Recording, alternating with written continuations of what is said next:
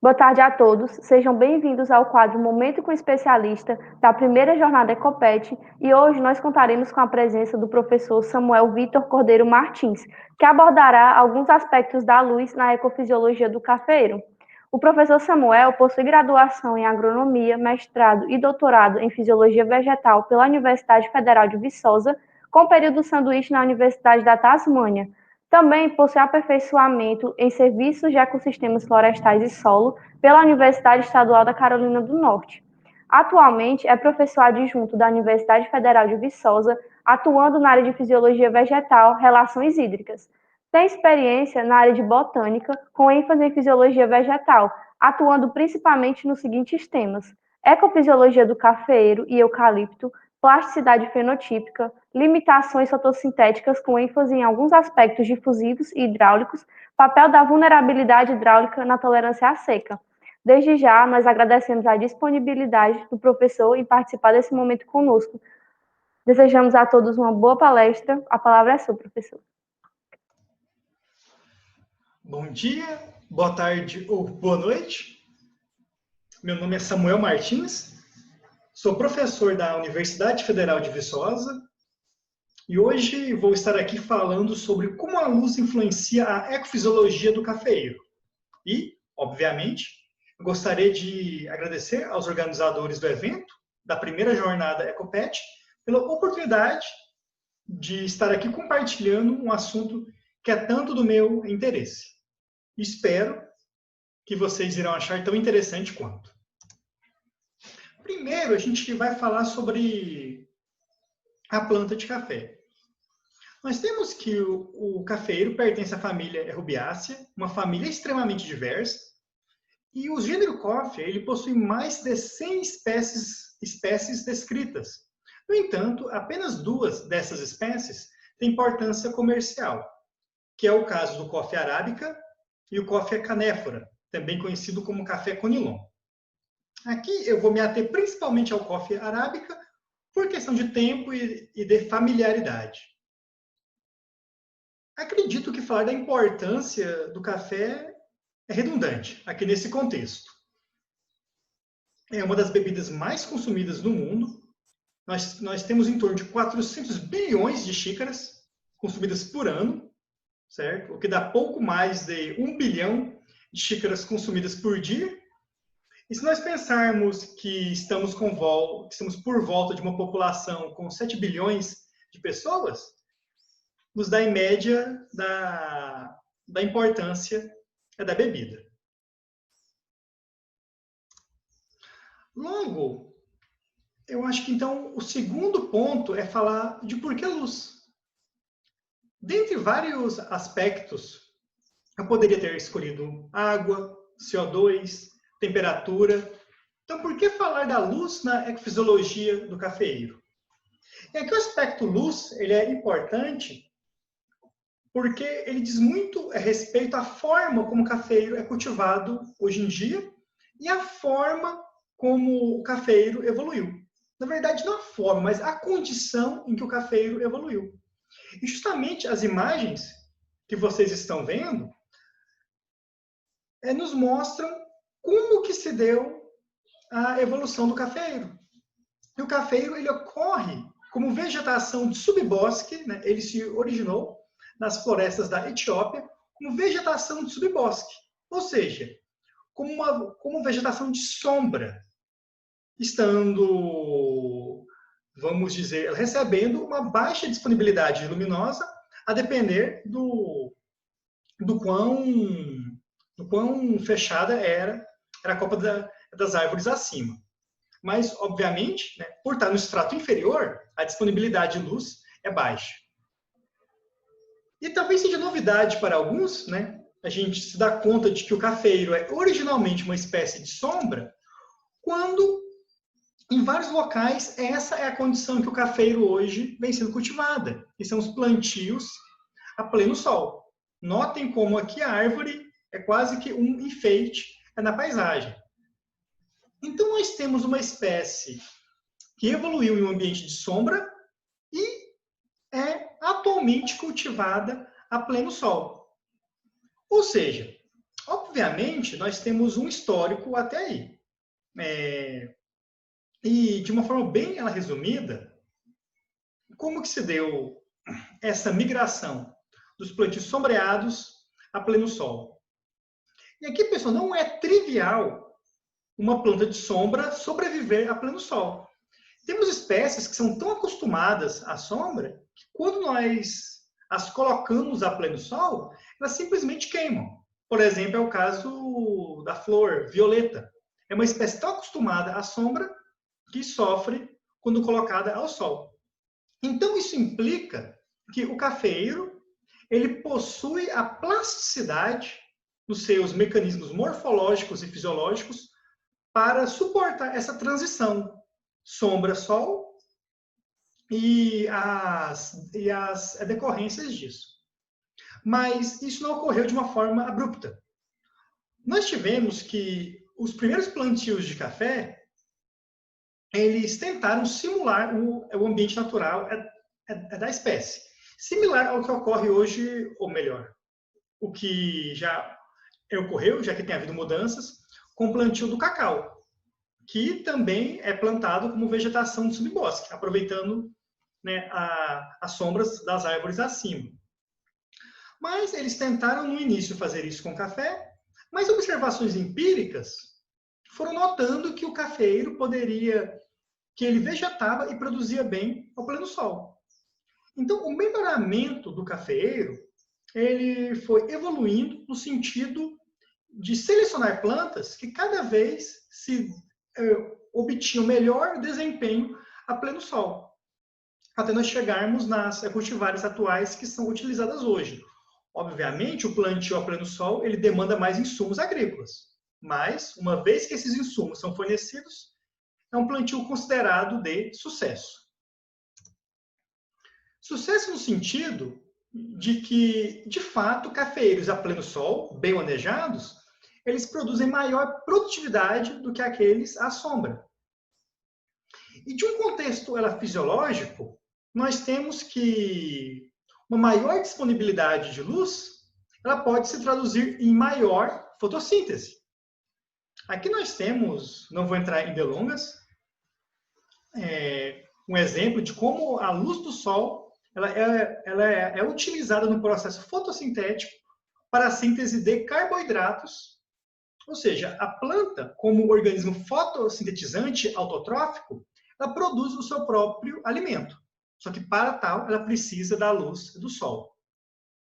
E ao passo que todas as plantas precisam, exceto algumas parasitas, ao passo que todas as plantas, né, com essa exceção, necessitam da luz do sol para o processo fotossintético, algumas plantas elas necessitam de maior quantidade de luz do que outras. E nesse caso, as folhas do cafeeiro, elas têm a possibilidade de se beneficiar desse excesso de luz.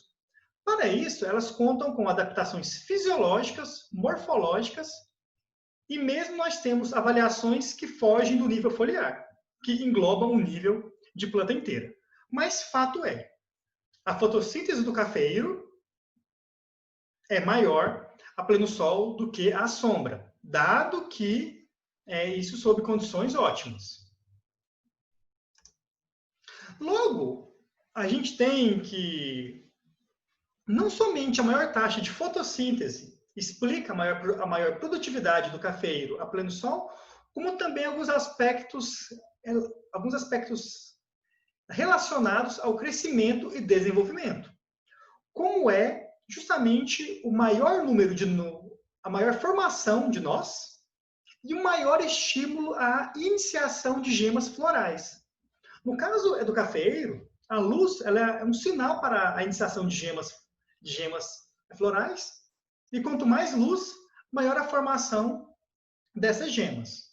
Logo, se nós temos maior taxa fotossintética por unidade de área foliar e maior produção de gemas florais, ou seja, um dos componentes de rendimento no cafeeiro, ambos fatores contribuem para que ocorra uma maior produtividade nessa condição. E aqui nós temos um exemplo que mostra como é uma lavoura bem conduzida a pleno sol, possui produção satisfatória. Reparem a quantidade de nós, de flores, e o nosso objeto de interesse, que são os frutos. Mas, aproveitando o gancho da figura, nem tudo são flores no cultivo a pleno sol. Além da maior demanda por insumos agrícolas, obviamente, principalmente a fertilização nitrogenada, nós temos que, frequentemente, cafeeiros a pleno sol, eles apresentam maior depauperamento do que cafeeiros à sombra. Nós temos maior ocorrência de seca de ponteiros, presença de escaldadura, perda de folhas. Todos esses fatores que contribuem para que o cafeiro tenha uma marcada bienalidade de produção. Ou seja, o que vem a ser essa bienalidade de produção? É justamente o fato do cafeeiro produzir anos em que ele produz muito e anos em que ele produz pouco. Ou seja, nós temos anos de baixa carga de frutos e anos de alta carga de frutos. E logo o cafeiro possui esse comportamento: baixo, alto, baixo, alto, baixo, alto, baixo, alto. Agora, essa bienalidade é algo natural do cafeiro? Não na sua condição é natural. É algo intrínseco ao cultivo ao pleno sol. Por quê? Vamos às causas. E no caso do cafeeiro, a bienalidade e o depauperamento, eles são oriundos de uma falta de compatibilidade entre oferta e demanda. Em quais sentidos? No sentido de que oferta, nós temos que a produção de fotoassimilados pela fotossíntese. E demanda é a quantidade de frutos formados. Sendo que é necessária essa oferta de fotoassimilados para que ocorra a formação desses frutos. E como eu expliquei, tanto a oferta, que seria a quantidade de fotossíntese, ela é maior. E a produção de frutos também é maior. Só que esse balanço ele é inadequado, no sentido de que a demanda aumenta muito mais do que a oferta, gerando esse desbalanço. O interessante é que esse desbalanço ele não ocorre em uma condição natural. Por quê? Porque, como escrito, o cafeiro evoluiu em uma condição que estimulava uma baixa iniciação floral. Qual condição é esta? A condição de sombreamento. A pouca luz que incidia sobre o cafeiro levava a uma baixa produção de flores.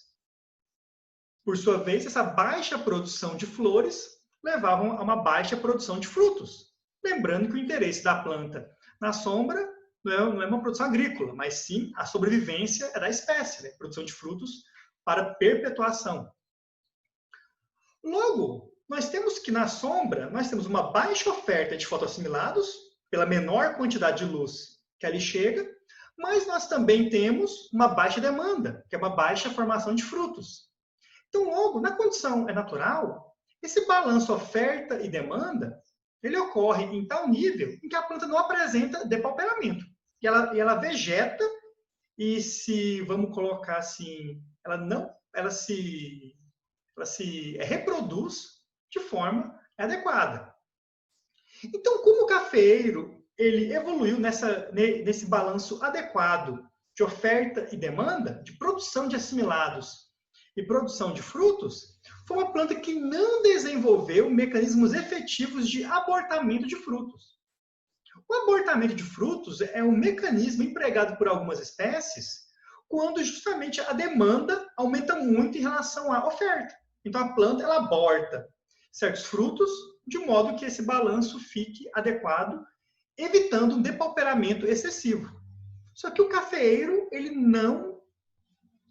durante a sua evolução, não houve a necessidade de desenvolver esses mecanismos de abortamento de frutos. Logo, o que ocorre a pleno sol? Nós temos que a maior quantidade de luz forma mais nós, muitas flores estas que vão dar origem aos frutos. E a planta, ela tenta preencher, formar todos estes frutos. Então, existe uma demanda excessiva por fotoassimilados, né? Ou seja, nós temos uma demanda e ela exige muito da oferta.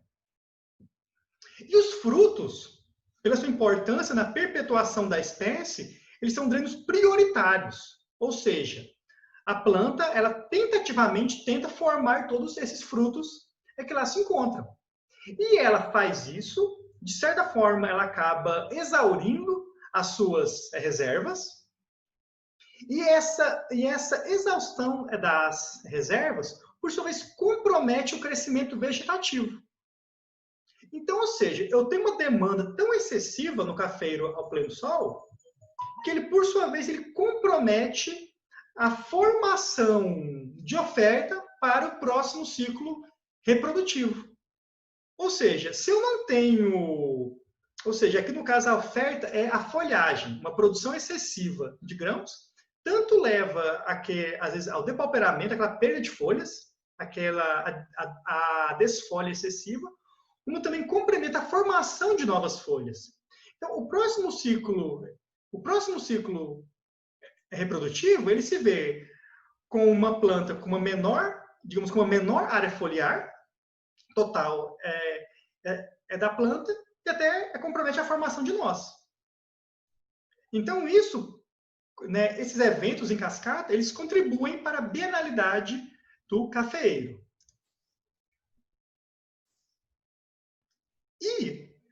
E pessoal, outro fator, né, além desse aspecto interessante da causa do depauperamento no cafeeiro, e como eu mencionei, o fato de, sob condições naturais, que ele não ocorre, isso tem levado a um renovado interesse no sombreamento do café, ou na arborização, que é o termo muito utilizado.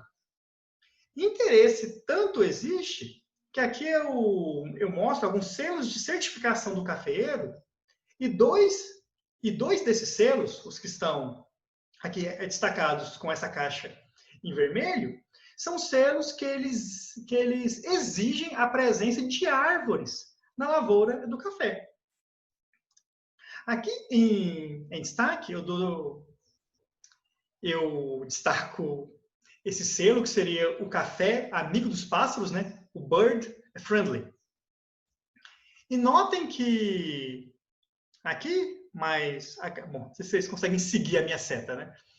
Reparem que eles têm até a preocupação de diferenciar 3 formas de cultivo, que seria o café crescido a pleno sol, que abrigaria 61 espécies de pássaro, uma sombra parcial, que talvez seria de mais interesse em termos comerciais, que tem 79 espécies de pássaro, e o café né, amigo dos pássaros, né, a sombra amiga dos pássaros, onde nós temos até 243 espécies de pássaro. Informações aqui de quem fez esse folhetim. Obviamente, pessoal, aqui o Bird Friendly, né? Essa questão dos pássaros, é um dos aspectos positivos do sombreamento, né? Depois vocês podem ler as informações aqui, mas nós temos vários aspectos positivos do sombreamento, que poderia ficar horas aqui falando. Em aspectos ecológicos, sustentáveis, de uma perspectiva de conservação de espécies ou mesmo de recursos físicos, água, solo. Okay? Então, eu acho que dispensa comentários o tanto que em termos ecológicos a arborização é vantajosa. E em termos fisiológicos, a arborização ela tenta trazer o cafeeiro mais às suas origens. Portanto, é esperado de cafés sombreados uma menor ocorrência da escaldadura, seca de ponteiros, uma atenuação do ciclo bienal de produção, uma maior longevidade da lavoura e aspectos de qualidade também, como frutos com maior peneira. Por quê? Aqui é uma questão de competição. Com uma menor quantidade de luz leva a uma menor formação de flores, logo eu tenho uma menor formação de frutos. Então, menos frutos, são menos frutos competindo entre si, o que permite com que eles cresçam mais. E, além disso, um aspecto muito importante do sombreamento, que seria análogo aos benefícios da altitude, seria a redução de extremos de temperatura. Ou seja, o cultivo sombreado e o cultivo de altitude, né, seriam cultivos que a temperatura integrada ao longo do ciclo é menor.